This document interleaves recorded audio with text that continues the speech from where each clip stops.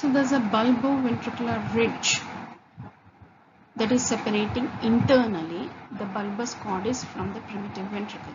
So this is the bulboventricular ridge or the bulboventricular flank, which in a later stage will disappear and forming a common bulboventricular cavity, which is continuous via the bulboventricular ring.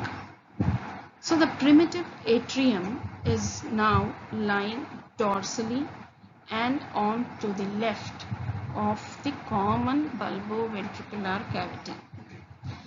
The atrial chamber, here posteriorly there is the developing pharynx, the foregut, which has a restricted space for the atrium. So this atrial chamber will grow transversely between the developing pharynx and the bulbous cordis and bulges on either side of the bulbous cordis as auricular appendages. This results in gradual shifting of conus cordis, that is the middle third of the bulbous cordis, and the truncus arteriosus more medial position. The sinus venosus occupies dorsal of the primitive atrium. So here we can see this is the atrium, the primitive atrium, which has spanned transversely. Behind that is the sinus venosus, which is dorsal to the primitive atrium.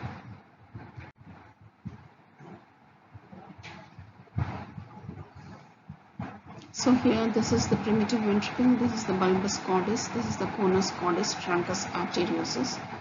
So this is what is the bulboventricular ridge or the flank that is formed.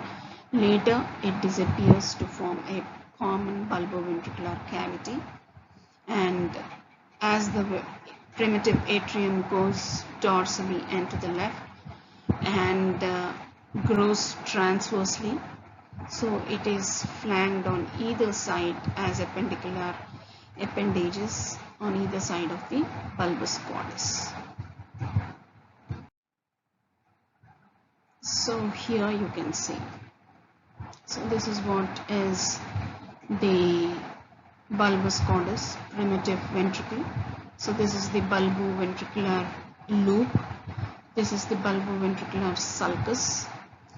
So first it becomes a C-shaped loop. Later the primitive atrium, it goes dorsal and onto the left of the primitive ventricle. So it has gone dorsally and to the left of the primitive ventricle, taking an S-shaped loop. And then as the dorsal mesocardium has regressed, forming the transverse sinus, giving room for the looping of the heart, that is the distal segment, the primitive atrium. So this primitive atrium goes behind the bulbous cordis and is on either side as appendicular appendages, articular appendages on either side of the bulbous cordis. So as this primitive atrium is formed on either side of the bulbous cordis, this bulbous cordis and the truncus arteriosus are shifted more medially and are placed between the two articular appendages or the auricles of the atrium. This is the side view how it looks. So the atrium has gone behind. So the sinus venosus, what we said, is more dorsal to the primitive atrium, where it opens into the atrium by sinoatrial orifice.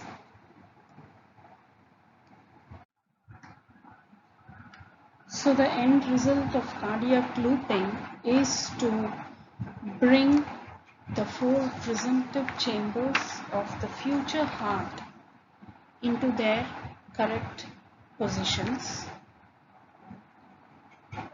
in spatial relationship to each other.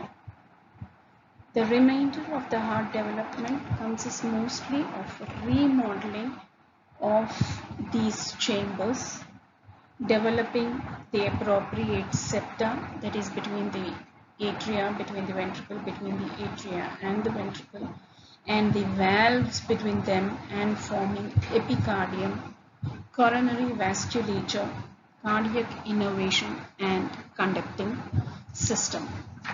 So the looping halts here and the remodeling of the heart begins.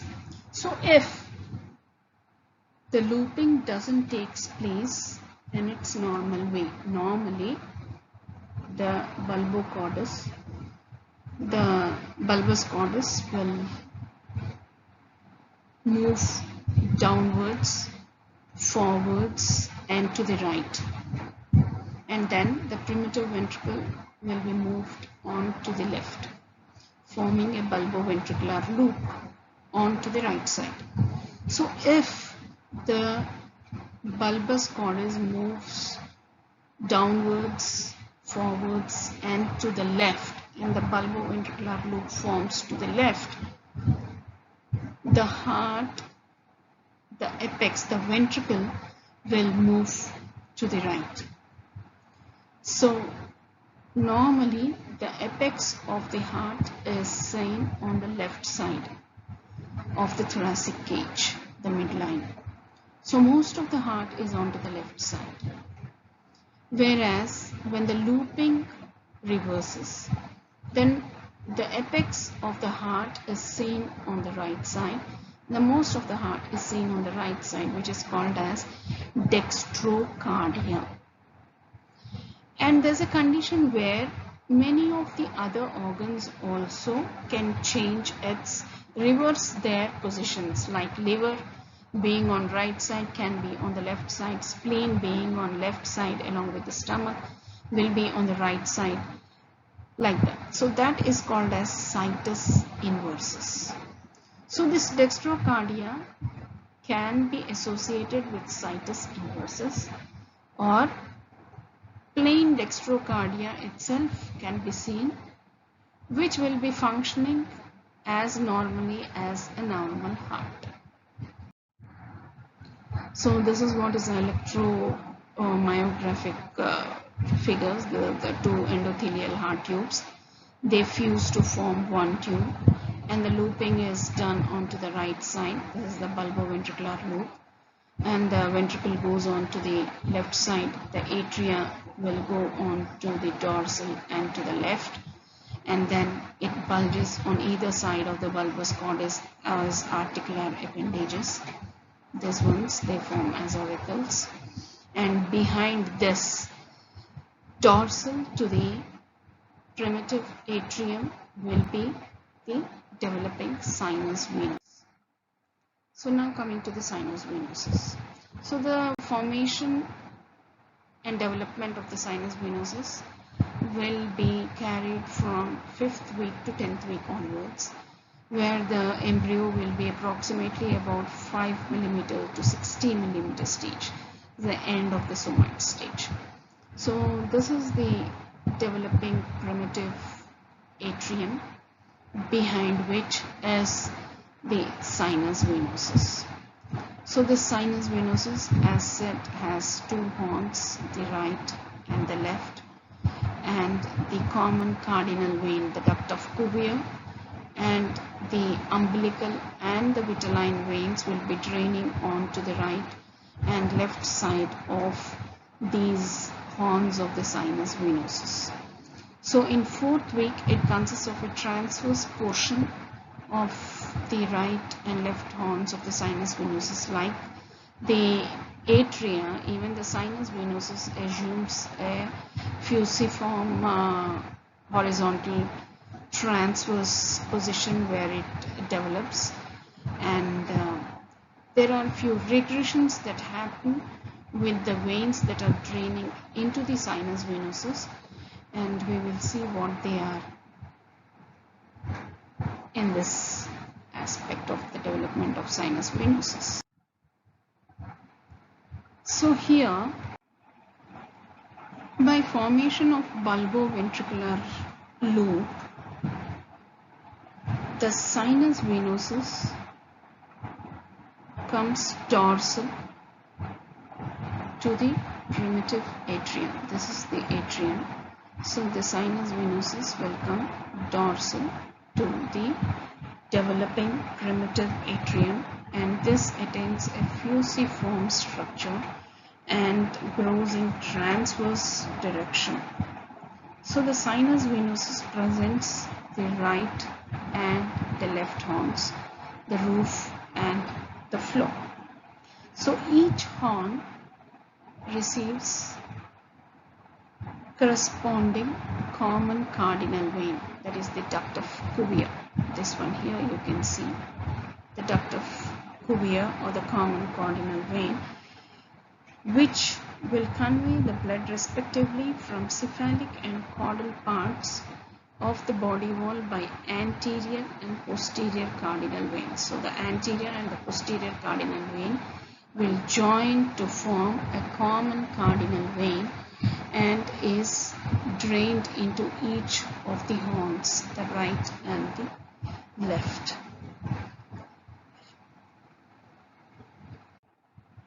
So the floor of the sinus venosus will gradually get separated from the septum transversum, which was previously embedded in the septum transversum. So it gets separated, and then the vitelline and the umbilical veins, a pair of them, will be draining into the floor of the sinus venous. So ventrally, the sinus venosus is continuous with the primitive atrium via sinoatrial orifice, which is initially large in size and is in median position. Later, a sickle-shaped fold, the sinoatrial fold, grows from the left side of the sinus venosus, that is between the sinus venosus and the primitive atrium, that is left side of the sinoatrial orifice.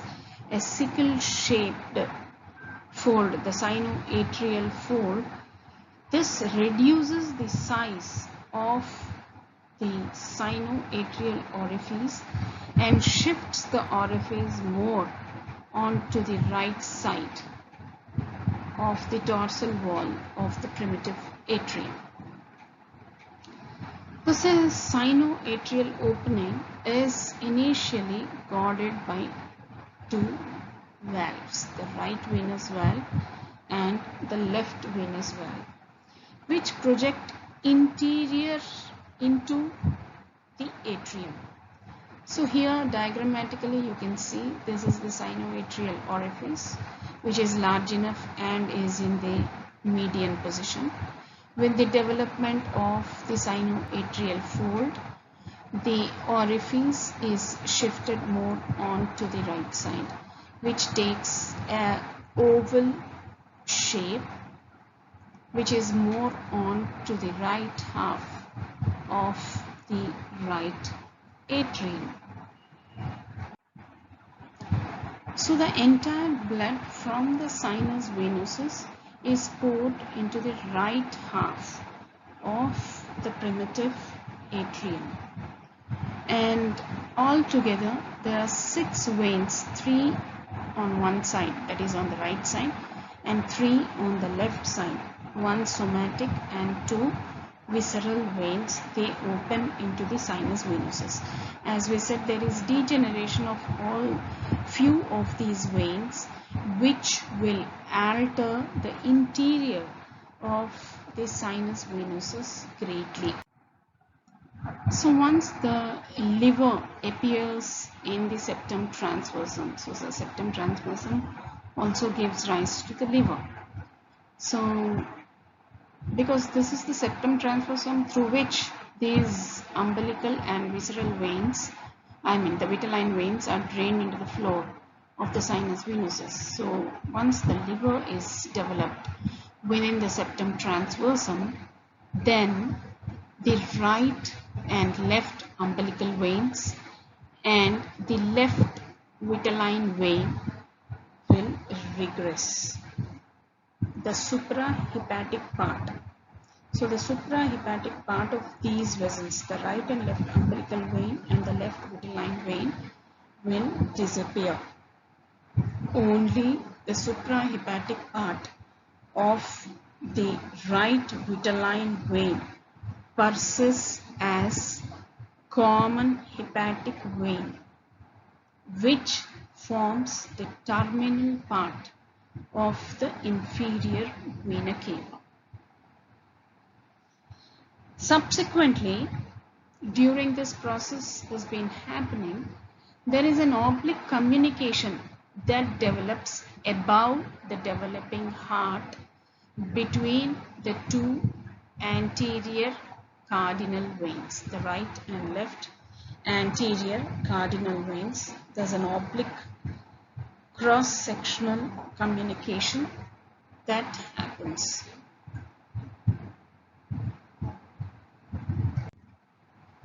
So because of this oblique cross connection, the left side blood from the left anterior cardinal vein, most of it will be drained into the right anterior cardinal vein and is poured into the sinus venosus through the right common cardinal vein. So most of the blood is taken by right half of the sinus venosus via the right vitelline vein and the right common cardinal vein. So as a result, since most of the blood is being pumped and flown into the right anterior cardinal vein by this oblique cross connection, the anterior cardinal vein, the left anterior cardinal vein, caudal to the oblique channel, obliterates up to the left duct of Cuvier or the common cardinal vein.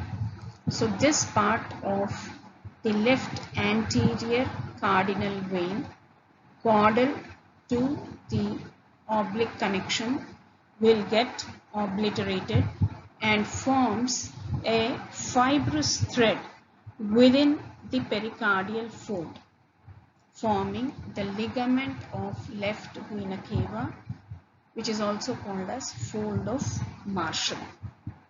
So this oblique cross connection which has developed now persists as left brachiocephalic vein. The caudal part of the right anterior cardinal vein and the right duct of Cuvier together will form the superior vena cava.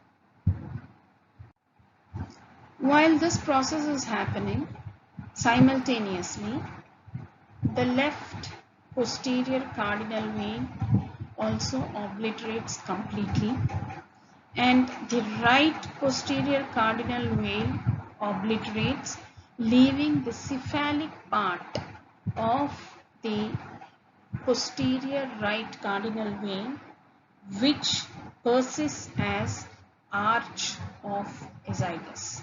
That is the reason the arch of azygos will be draining into the superior vena cava.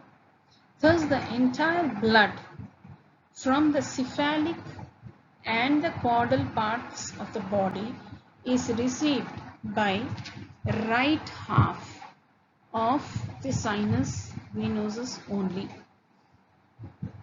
and the left half of the sinus practically receives no blood from the other sources, because the anterior cardinal vein on the left side is degenerated and the posterior cardinal vein on the left side also degenerates. So there is no blood that is basically received by the left side of the sinus venosus, as left umbilical and left vitelline veins also regress.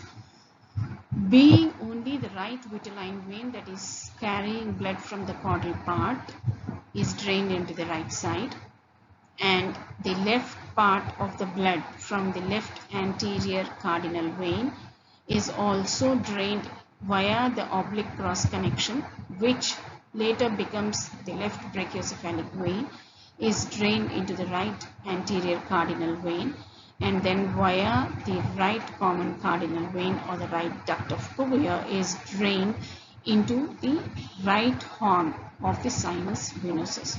So only the right part of the sinus venosus mainly receives the blood, and the left half of the sinus practically receives no blood.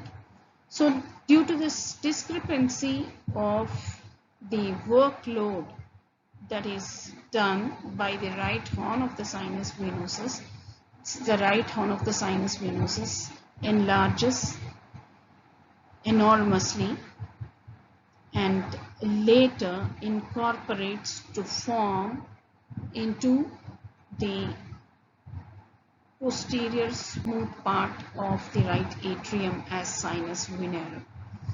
So this left horn and the body of the sinus venosus together will form a narrow tube here, which persists as coronary sinus, which later drains blood from the heart and pours it back to the right atrium.